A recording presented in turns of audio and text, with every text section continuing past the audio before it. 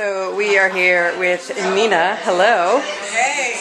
I'm going to pull up a little bit so now we can actually hear you because it's really loud in here. Okay. So welcome to the Feminist Porn Awards. I'm excited to be here. So your film is nominated this year. Yes. And tell me a little bit about the movie.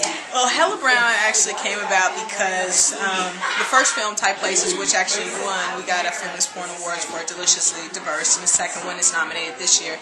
And the difference between the two is basically one is both are people of color, but this one is more African descent on the Hella Brown. Mm-hmm. And I just got to say that I went out and just did it on my own. The first film I sold to another company, but this one I actually kept for myself and have gone along the PR, the marketing, and everything. But what I really like about it is that there are black bodies together, and you don't really get to see that in queer porn. And so I just did that. You know, it was very difficult, just the way we cast and everything, but you know, we got it together and it works out. That's awesome. How did you start doing porn? I just saw porn and I was like, I could do that. I mean, I've been watching porn since I was a kid. You know what I'm saying? Like, I started out with Hugh Hefner and Playboy. Like, I had grandparents that lived up and down the street from each other, and one had a satellite dish, one had cable, and this is where it was when it first got into the household. And so we would watch Playboy or satellite when no one was home, and so I got an opportunity to see porn, but I didn't see anyone that looked like me. And so, you know, knowing that I like black and I would like to see black as well, and just Latinos because that was my community, that I didn't get to see that. So I think that kind of planted in my head. And then when I look at things, I'm looking at what it really looks like, but also sometimes for me it's also what it looks like in the beginning, in the front of the camera, is maybe what it looks like in the back, and then the control that, you know, people have over their companies, and you know that I'm an African American woman of color that actually owns my own company. That is very powerful, you know, to not only own my company, shoot my content, edit my content, market my content, and be the face of my content. So, you know, that's empowering just to me, just to even say that right now.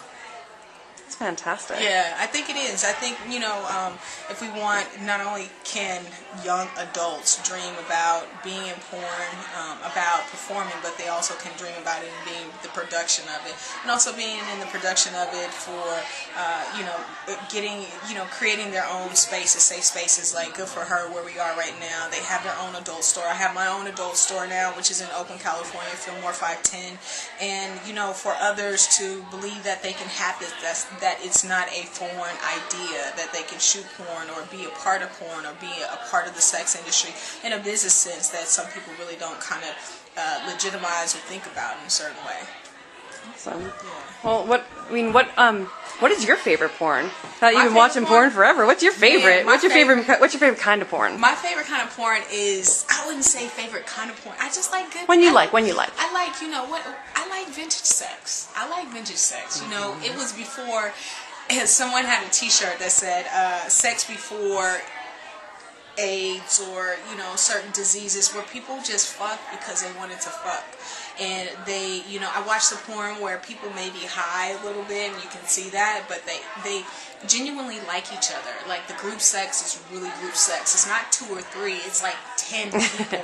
And just the way they interact with one another. One of my favorite porn persons, starlets, would be Desiree West. I know she's probably about 50 right now. I watch her while she's like 20, 23 maybe, but I would love to meet her. Just the way she touches, or she touched someone, and just made them just like melt. And I just watch that every day in the store. I really do.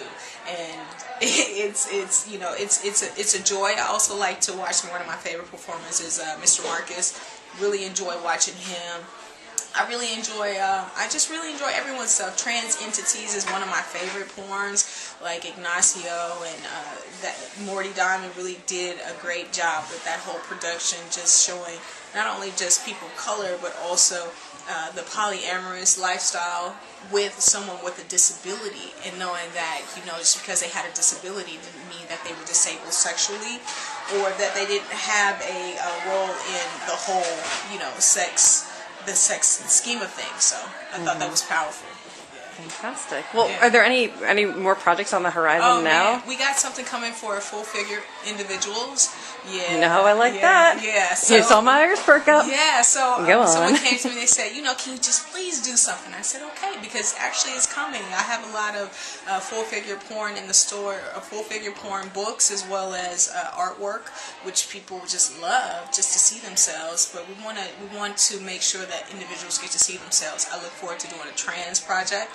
I look forward to just shooting porn, period, but we want to kind of make sure that those images that aren't prevalent, especially in the person of color community, get met. And of course, I'm not just a porn producer that shoots personal porn content. I can, and I see that there's a market for it and a gap, but I also shoot everything else. So I shot for Courtney Trouble, I shot one of her scenes, so I shot for other people.